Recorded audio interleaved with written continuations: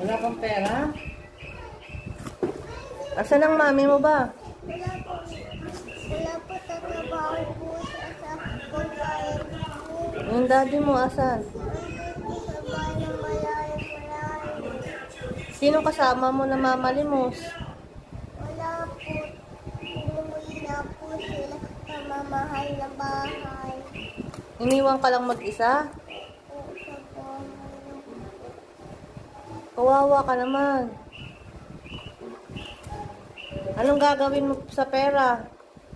Ipambayad ko po sa para may pambili po na ako ng gamit na sa school.